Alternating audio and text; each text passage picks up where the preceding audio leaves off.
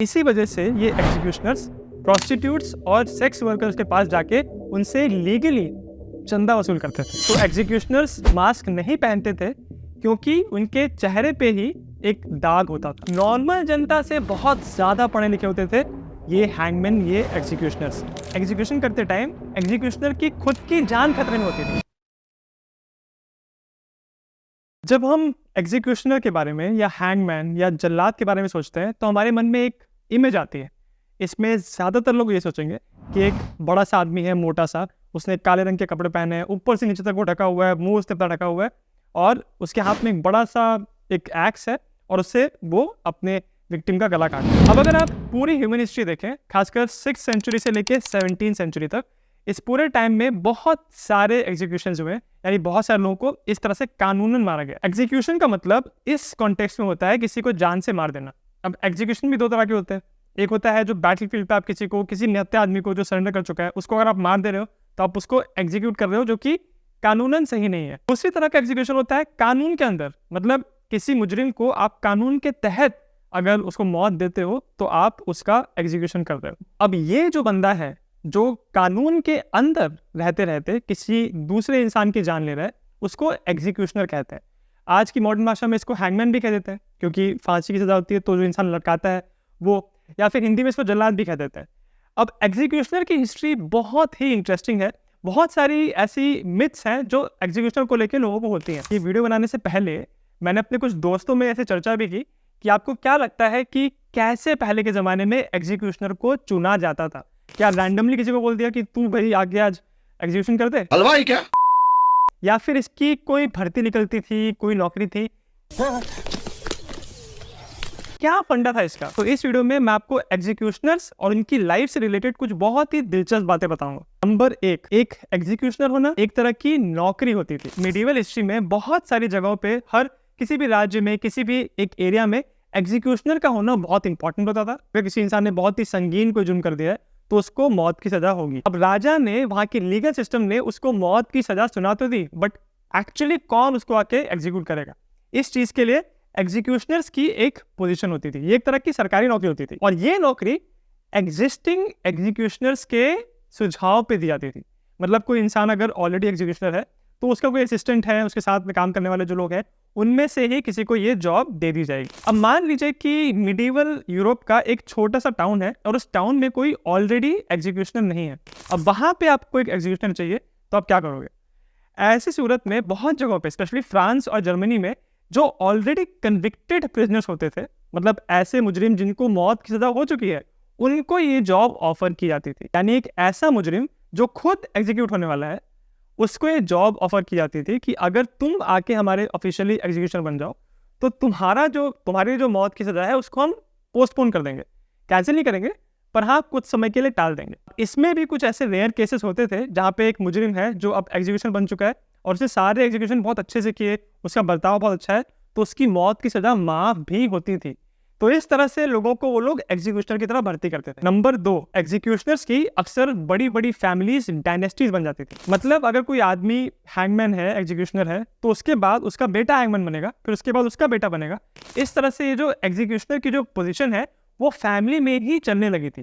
कहने के लिए ऑफिशियली जरूरी नहीं था कि फैमिली में चलेगी, बट इस तरह से सिचुएशन बन गई थी कि फैमिली में ही लोग एग्जीक्यूशन बनते थे। इन एग्जीक्यूशनर्स और हैंगमैन की शादी भी हैंगमैन की फैमिलीज में ही होती थी। इसी वजह से मिडिवल यूरोप में ऐसे एग्जीक्यूशनर्स की पूरी डायनेस्टी बन गई थी, मतलब पूरे खानदान उनका एग्जीक्यूशनर्स का ही है। फॉर एग्जाम्पल, फ्रांस में एक एग्जीक्यूशन फैमिली थी जिनका नाम था सैनसन फैमिली। जब इन्होंने कार्यभार संभाला तो इसके बाद बहुत दशकों तक इन्हीं की फैमिली के लोग एग्जीक्यूशन कर रहे थे और सबसे फेमस एग्जीक्यूशन जो उन्होंने किया था वो था लुई द 16 का, यानी फ्रांस के एम्परर का भी एग्जीक्यूशन इसी की फैमिली के एक मेंबर ने किया था। और नेपोलियन के पावर में रहते समय भी यही फ्रांस के रॉयल एग्जीक्यूशनर थे। बात करते हैं कि ऐसा क्यों था कि एग्जीक्यूशनर्स की ऐसी फैमिली डायनेस्टीज बन गई थी। यहाँ पे हम आएंगे पॉइंट नंबर 3 पे। एग्जीक्यूशनर से लोग नफरत करते थे। मिडिवल हिस्ट्री के दौरान स्पेशली यूरोप में एग्जीक्यूशनर से लोग बचते थे, उनसे दूर रहते थे। इसको ये आदेश मिलता था कि आपको शहर से बिल्कुल बाहर रहना है, शहर के बीच में लोगों के साथ घुल मिल के नहीं रहना। उनको स्कूल में जाने की परमिशन नहीं थी, उनके बच्चे स्कूल में पढ़ते नहीं थे, उनके चर्च जाने पे बहुत सीरियस पाबंदियां थी। इनफैक्ट वो लोग शादियां भी अपने घरों से ही करते थे क्योंकि उनको चर्च में जाना अलाउड नहीं था। उनसे लोग घुलते मिलते नहीं थे, उनसे बहुत बातें नहीं करते थे। इसी वजह से जो ये एग्जीक्यूशनर्स की फैमिली थी ये सोसाइटी से बहुत अलग रहती थी। अब लोग इनसे नफरत इसलिए करते थे क्योंकि बहुत सारे लोगों का, इनफैक्ट उस समय सभी लोगों का ये मानना था कि जो एग्जीक्यूशन कर रहा है वो किसी इंसान की जान ले रहा है और ये करना एक पाप है। तो अगर किसी ने एग्जीक्यूशन किया तो वो इंसान पापी हो चुका है, उससे दूर ही रहना चाहिए। साल 1741 में फ्रांस में एक एग्जीक्यूशनर था। जब उसकी मौत हो गई तो उसका जो बेटा था जो सिर्फ 10 महीने का था उसको ऑफिशियल एग्जीक्यूशनर की पोजीशन मिली। आप सोचिए 10 महीने के बच्चे को आपने हैंगमैन बना दिया और ऑब्वियसली वो कुछ कर तो नहीं सकता है, तो जब तक वो बड़ा होगा और ऑफिशियली ये रोल संभालेगा तब तक उसकी जगह उसकी फैमिली का कोई और बड़ा मेल मेंबर ये एग्जीक्यूशन का काम करता था। इतना स्ट्रिक्टली ये चीज फॉलो होती थी कि फादर के बाद सन ही हैंगमैन बनेगा। नंबर 4, एग्जीक्यूशनर्स मास्क नहीं पहनते थे। बहुत सारी पिक्चर में आपने देखा होगा कि जब हैंगमैन का सीन होता है जहाँ पे हैंगमैन अपने हाथ में ये एक्स लेके किसी का गला काटने जा रहा होता है तो उसको ऊपर से नीचे तक काला पहनाया रहता है और शक्ल भी ढकी रहती है। ये रियलिटी में नहीं होता था। इनफैक्ट ऐसे सिस्टम्स थे ताकि जो हैंगमैन लोग हैं उनको नॉर्मल लोग आसानी से पहचान लें। जैसे मैंने आपको बताया कि बहुत सारे प्रिजनर्स जिनको मौत की सजा होने वाली होती थी उनको ही ऑफर करते थे कि आप ये हैंगमैन का काम करो। अगर किसी बंदे ने एक्सेप्ट किया कि हाँ आप मेरी सजा पोस्टपोन कर दो, मैं एग्जीक्यूशन करूंगा, तो सबसे पहले उसके कान काट दिए जाते थे और फिर उसके बाद उसके चेहरे पे ब्रांड होता था कि हाँ भाई ये इस शहर का, इस इलाके का एग्जीक्यूशनर है। तो अगर आपने किसी के कान काट दिए हैं, उसके ऊपर ये ब्रांड कर दिया है, ऐसा निशान लगा दिया है, तो उसको फिर मास्क लगा के अपने चेहरे को छुपाने का क्या ही पॉइंट रहा। सब तो उसको आसानी से पहचान ही लेंगे। तो एग्जीक्यूशनर्स मास्क नहीं पहनते थे क्योंकि उनके चेहरे पे ही एक दाग होता था। तेजा मैं हूं, मार किधर है? नंबर 5, एग्जीक्यूशनर्स की बाकी और भी रिस्पॉन्सिबिलिटीज और ड्यूटीज होती थी और स्पेशली वो काम जो बाकी सोसाइटी के मेंबर्स करना नहीं चाहते थे। फॉर एग्जाम्पल एग्जीक्यूशनर्स ही अक्सर नाले और गटर को साफ भी करते थे। इसी वजह से उन नालों को साफ करते समय अगर उनमें कोई वैल्यूबल चीज उनको मिल गई तो उस पर लीगल अधिकार इन्हीं एग्जीक्यूशनर्स का और उनकी फैमिली का होता था। उसके साथ साथ इनके पास यह अधिकार था कि कोई भी जानवर में लावारिस घूम रहा है तो उसको पकड़ सकते हैं और उसके ओनर्स बन सकते हैं।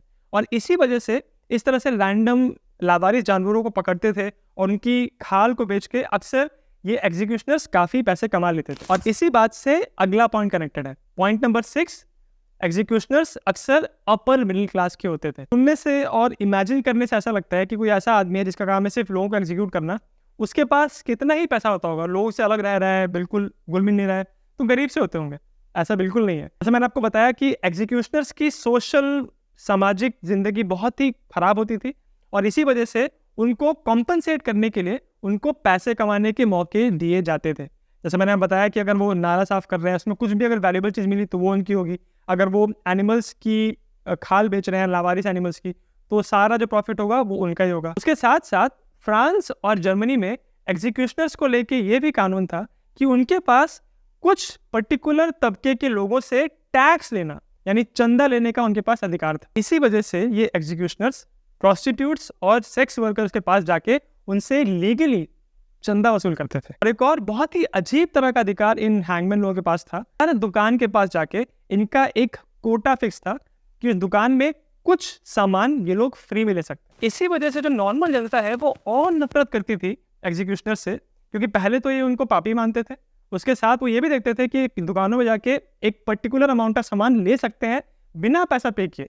इस वजह से बहुत सारे एग्जीक्यूशनर्स अपर मिडिल क्लास के होते थे या अमीर भी होते थे। नंबर 7, एग्जीक्यूशनर्स काफी पढ़े लिखे होते थे। अगेन मैं यहाँ पे एग्जीक्यूशनर से रिलेटेड एक बहुत ही बड़ी मिथ के बारे में बात करूंगा।